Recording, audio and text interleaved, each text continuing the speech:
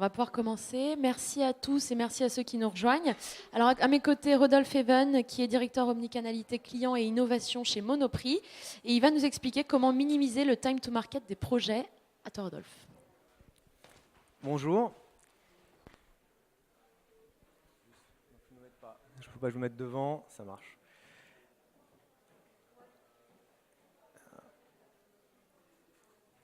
Alors, donc effectivement, je suis directeur omnicanalité client et innovation chez Monoprix depuis le mois de juin. Donc c'est tout neuf chez Monoprix. Avant, j'étais chez Sandro, Mage, Claudie Pierlot pendant 3 ans, où j'ai mené pas mal de projets et on peut dire avec un time to market assez intéressant. Et c'est notamment de ça dont je vais parler aujourd'hui. Les projets se sont succédés sur 2014-2015 de manière assez frénétique. On a commencé d'abord par internaliser les sites de Sandro et de Mage. Donc ils étaient en délégation chez Place des Tendances. On les a intégrés chez SMCP en 5 mois, donc sur 2 marques, de juillet à décembre 2013. Ensuite, on a attaqué sur la partie internationalisation, où on a déployé à peu près 9 sites en Europe en 2 mois. Donc on était au printemps 2014. Et bon, on est dans une problématique de fonds d'investissement qui avait des ambitions de retour sur investissement fort et rapide. Et donc derrière, on s'est donné comme mission de transformer tout ce qui était navigation, ergonomie, avec un objectif très clair de taux de conversion. Et on a mené ce petit projet sur les 2 premiers sites plus les 9 suivants en 3 mois pendant l'été avec toutes les équipes. Ceci n'étant que la première étape. Ensuite, en 5 mois, on a déployé Sandro et Mage aux États-Unis. Donc il y avait déjà une base, mais sur le même schéma, on les a déployés aux US. Et puis derrière, on a fait Claudie Pierlot en 3 mois sur la France et sur les US aussi. En plus, en passant par là, une mise en place de l'outlet, donc des ventes assez massives.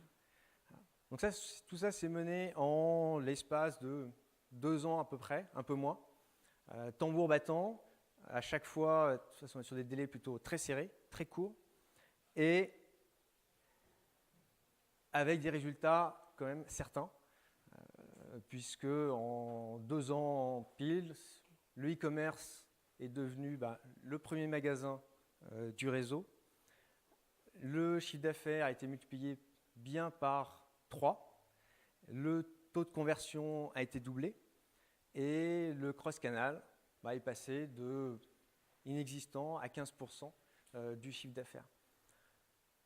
Donc gros enjeu, grosse réussite, avec, et ça a vraiment reposé sur un time to market. Et je pense que l'objectif qu'on s'était donné au départ a été 100% réussi. Parmi vous, qui voudrait que les projets aillent plus vite ? J'ai l'impression un peu tout le monde. C'est le grand sujet.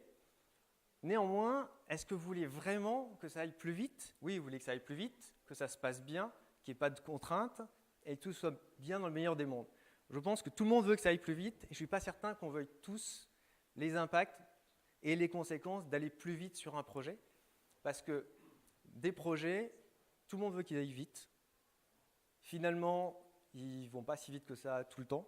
Et souvent, c'est compliqué.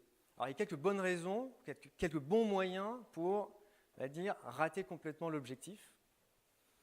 Alors d'abord, il y a les projets Conan le Barbare. C'est « j'ai décidé, ça passera ». Donc, on a décidé d'une date, on ne connaît pas la réalité et on pousse. Ça se passe rarement bien, en fait. Ça se passe rarement bien parce que se déconnecter de la réalité et de la faisabilité, on se fait rattraper. À ce moment-là, on commence à demander à tout le monde, aux équipes e-commerce, aux équipes DSI, de paralléliser. Donc c'est le grand leitmotiv dans ces projets-là. Il faut tout paralléliser. On parallélise, mais c'est comme si vous essayiez de faire un enfant en 1 mois avec 9 femmes, ça ne va pas marcher. Et dans ces cas-là, le projet ne réussit pas non plus. Il va délivrer, mais il ne délivrera pas en 1 mois. Vous avez un autre type de projet qui sont « j'ai de la chance, je ne sais pas comment je vais faire, mais j'y vais ». C'est des projets où on commence finalement à développer avant d'avoir spécifié, avant de savoir ce que l'on veut faire, juste parce que on s'est dit « go, on y va », on est pressé. Alors c'est des projets qui avancent en général plutôt bien au début, et au moment où on arrive à commencer à passer en recette, à tester les fonctionnalités, l'expérience client, on a le e-commerce qui dit « mais c'est pas ça que j'attendais », et la DSI qui dit « ah ben oui, mais ça n'a pas été spécifié ». Je ne sais pas si vous connaissez ce genre de débat, moi j'en ai entendu beaucoup et souvent, et là on prend 2 mois, 3 mois et parfois 1 année de plus de projets. Donc là c'est ce qu'on a vécu nous chez Monoprix il y a quelques temps, on est sorti de cette phase-là, mais c'est des choses qu'on a vécues effectivement avec des projets partis très très très vite, avec des énormes ambitions, et qui finalement ont quadruplé, quintuplé le délai qui était prévu au départ. Ensuite, on a les projets Blanche-Neige. Projet Blanche-Neige, c'est l'éditeur m'a dit ça va sortir en 2 mois. J'y crois pas complètement, mais c'est tellement beau que je l'annonce au DG. J'ai peut-être signé aussi, sauf que les 2 mois, ça ne concerne que l'éditeur, qui s'engage finalement pas dessus, et on se retrouve avec un projet qui est très difficile à sortir, où au bout très vite, on se renvoie la balle entre la partie e-commerce et la partie DSI, en se disant à qui est la faute. Le seul problème, c'est que la faute, en soi, la responsabilité n'a pas d'importance. Ce qui compte, c'est la création de valeur pour l'entreprise. Mais c'est un type de projet qui est très courant, extrêmement courant, et j'en ai encore un exemple il n'y a pas longtemps. Et ensuite, on a les projets vus par la DSI. Le projet vu par la DSI, vous posez la question et vous avez tout de suite 12 mois de projet. Je pense que vous connaissez certainement aussi. Il suffit de poser la question, on a toutes ces étapes, études, analyse, conception, recettes, etc. Et évidemment, ça ne correspond pas à ce qu'on attend et aux ambitions qu'on a sur le business model et sur le développement qu'on veut avoir. Comment on sort de tout ça ? Première chose, c'est de se rappeler qu'est-ce qu'un projet e-commerce. Et un projet e-commerce, c'est quelque chose de très spécifique, qui est extrêmement différent par rapport à beaucoup d'autres projets.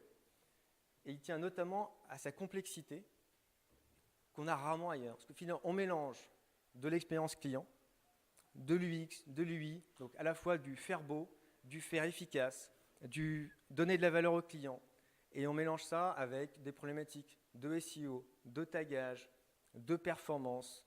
Et les acteurs concernés, dans l'entreprise comme en extérieur, sont on ne peut plus nombreux. On a la direction artistique, qui veut nécessairement faire beau. On a la direction e-commerce, qui veut faire du chiffre. Ce n'est pas toujours la même chose. On a la DSI, qui veut sécuriser un délai et une charge. On a la compta, qui voudrait bien que le chiffre rentre et qu'on soit capable de le contrôler. Il y a la logistique, il y a le magasin. Et puis les partenaires externes, qui sont les agences d'ergo, donc la partie ergonomie, navigation, l'agence créative, l'intégrateur, les développeurs. On a vraiment beaucoup d'acteurs, beaucoup d'intervenants sur un projet. Et n'oublions pas, ce qu'on voudrait tous éviter et tous oublier, c'est qu'on a aussi le legacy, donc c'est tous les systèmes de back-office, de RP, etc., qui existent, qui sont là, les systèmes de CRM, et sur lesquels on ne peut pas tirer un trait et les oublier. Et tout ça, ça rentre dans 60 cm². 60 cm², c'est la surface d'un iPhone 6. Et c'est réellement, quand on conçoit une application, quand on conçoit un site web, tous les choix, toutes les décisions qu'on va prendre sur l'ergonomie, sur une expérience, sur la gestion des retours ou autre, elle tient dans ces 60 cm², réellement, et elle peut avoir un impact sur l'intégralité de la chaîne, donc à la logistique, à la compta, etc. Et c'est ça qui va faire que vous allez avoir un projet qui sort ou un projet qui va avoir beaucoup de mal à sortir. Alors, dans ce qu'il vaut mieux fortement éviter pour un projet agile, c'est d'avoir des gens qui travaillent finalement les uns après les autres. Chacun conçoit, définit son livrable et puis le passe au voisin. Ça, dans un projet rapide, ça ne va pas marcher, puisque à chaque fois qu'on n'a pas anticipé le besoin du suivant, on lui remet, typiquement, le métier fait son expression de besoin, on va voir l'informatique, lui remet une expression de besoin, l'informatique fait son chiffrage, c'est trop long, c'est trop cher, c'est pas ça. On recommence, on repart en arrière. À la fin, on n'est pas du tout dans le time to market qu'on attend. On est très très loin. Et tout le monde est déçu, les budgets explosent, les plannings explosent, etc. Tout l'enjeu, c'est de réussir à rassembler en une fois, ou le plus souvent possible, ce qui est désirable, donc c'est l'attente client, la valeur client, qu'est-ce qu'on cherche, quelle valeur on veut sortir, quelle expérience on veut donner au client, avec ce qui est réalisable et ce qui est viable, ce qui sont des notions très différentes. Le désirable, c'est l'effet waouh. Ça, côté marketing, côté e-commerce, on sait faire. On imagine plein de choses fabuleuses. Et puis, on peut le décliner sur la partie omnicanal. Mais le réalisable, est-ce qu'on sait le développer? C'est déjà un point. Finalement, quand vous êtes sur une plateforme, que ce soit si vous êtes sur ATG, si vous êtes sur Demandware, si vous êtes sur Magento, vous n'avez pas la possibilité de faire les mêmes choses et certainement pas dans le même délai. Donc, il y a ce facteur-là. Et après, est-ce que c'est viable? Ce n'est pas le tout d'avoir sorti un site, mais après, il faut vivre avec, il faut le faire évoluer, il faut gérer la logistique et il faut gérer aussi la finance et la compta. Là, je parle d'expérience. Dans tous les projets là, qu'on a menés chez SMCP, on est sorti très vite. La partie compta, on est passé un peu vite dessus.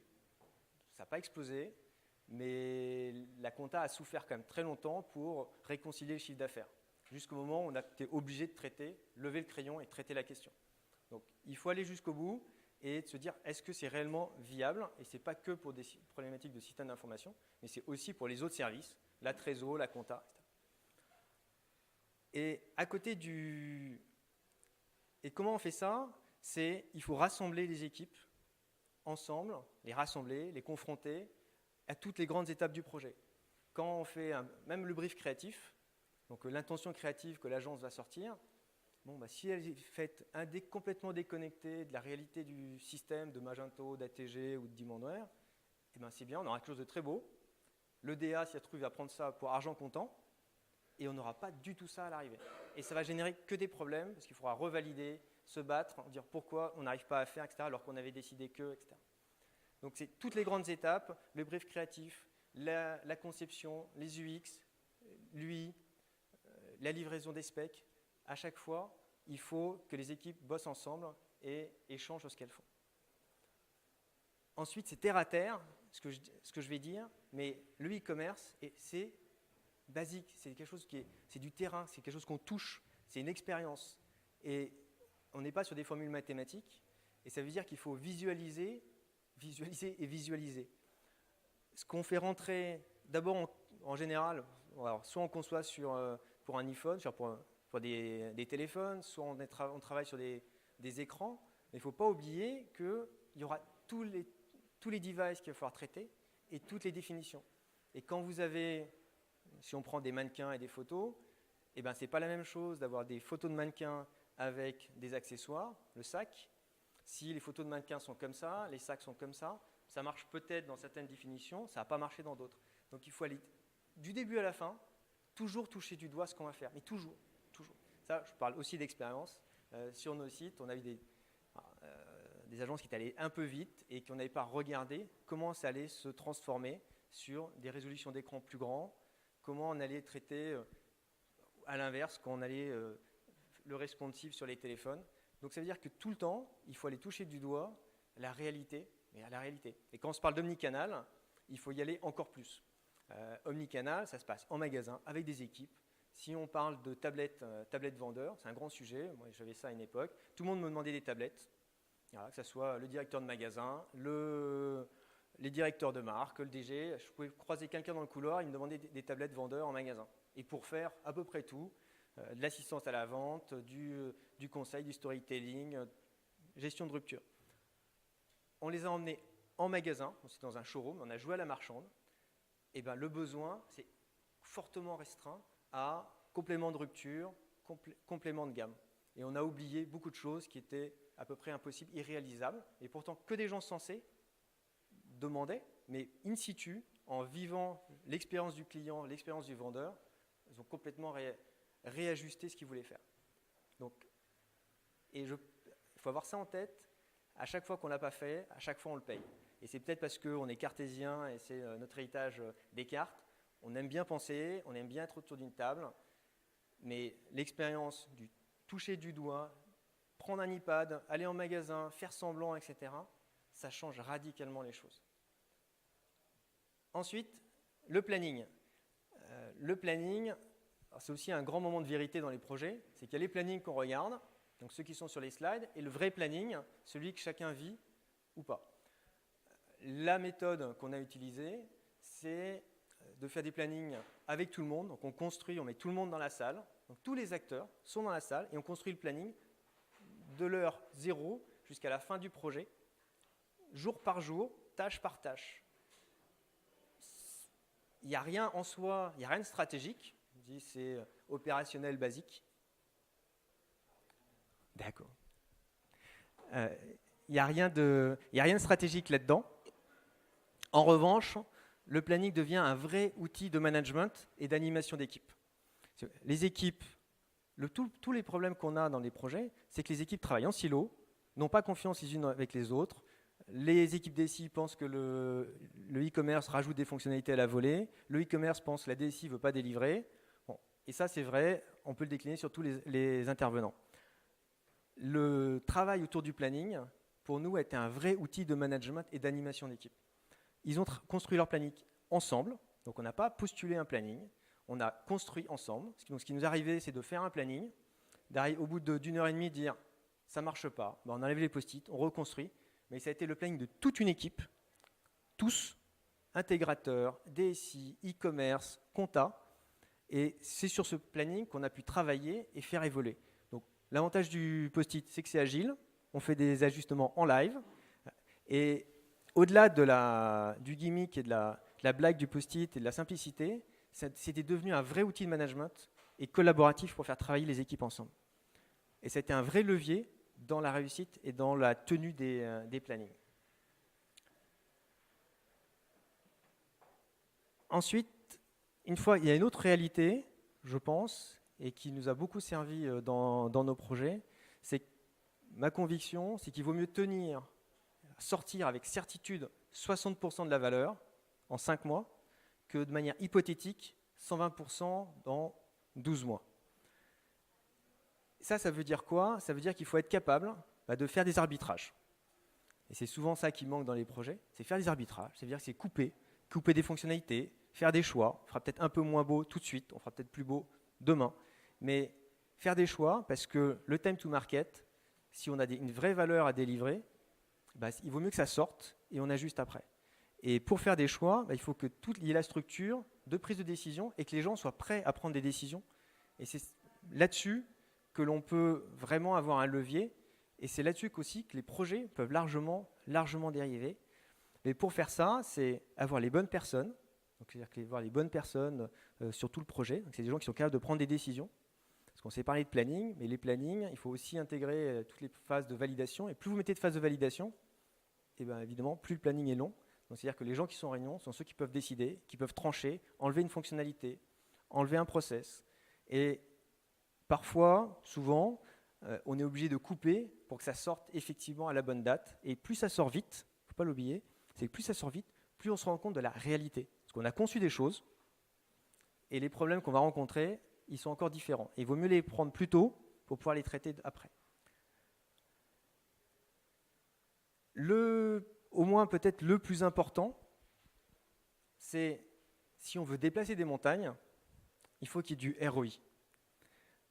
Les équipes, tous, quels qu'ils soient, vous, tout le monde, on arrive à faire des choses fabuleuses, à s'arracher, à passer des heures, à prendre des risques, si on a conscience, si on croit à ce qu'on est en train de délivrer. chez Sandro Mage, Claudie Pierlot, on avait un enjeu, c'était simple, le e-commerce faisait 2% du chiffre d'affaires, il n'était pas du tout au niveau de la croissance d'SMCP, et tout le monde savait que oui, il fallait que le e-commerce soit au niveau du reste de l'activité. Il prenne sa place, il délivre son chiffre et crée la valeur. Et tout le monde y croyait très très fort, et ça aide quand même beaucoup à prendre des risques d'un côté et à faire tout ce qu'il faut pour y aller. Et il faut être complètement, à mon avis, à l'opposé de l'exemple des pyramides et on fouette les esclaves. C'est pas comme ça que les gens sortent des choses fabuleuses.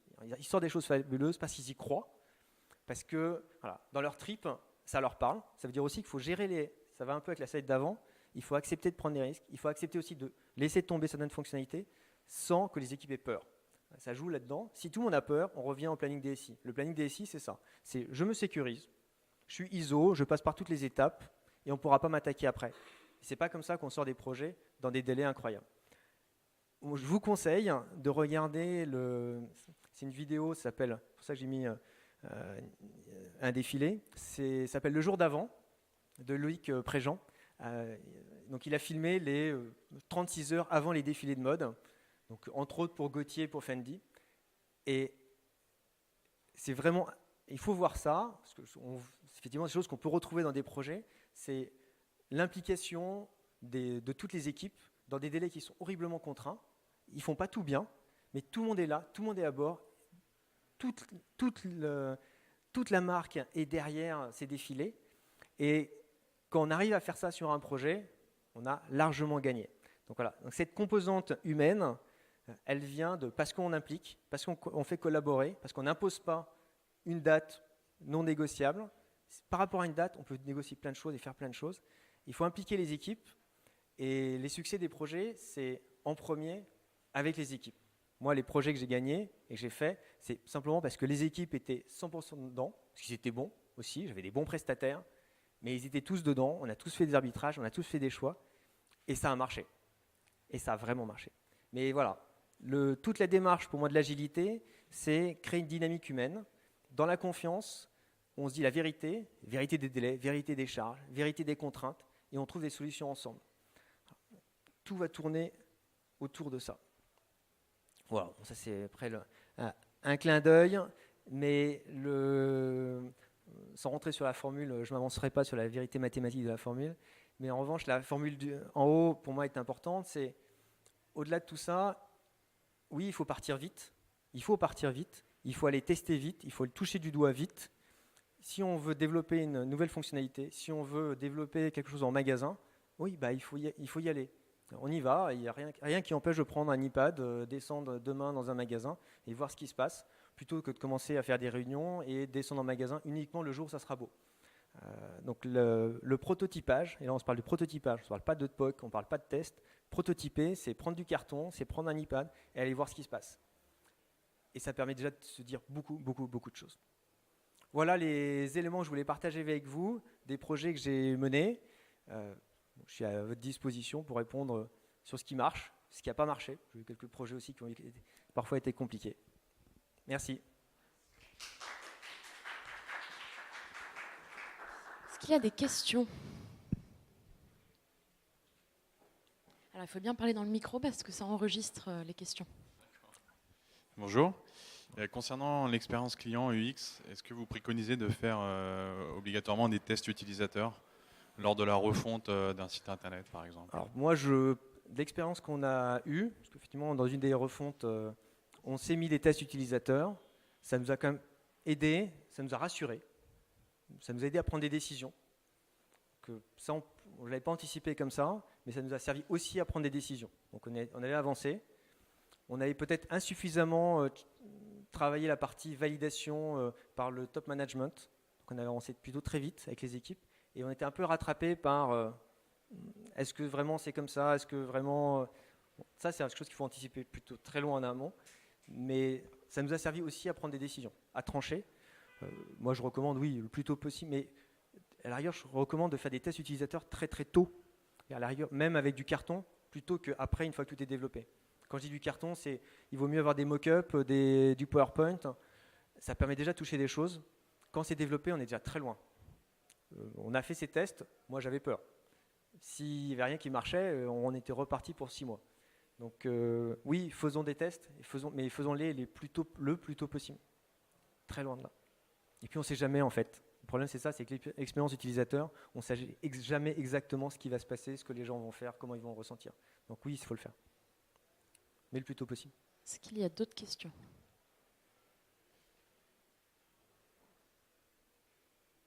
Eh ben, merci beaucoup, Rodolphe. Merci.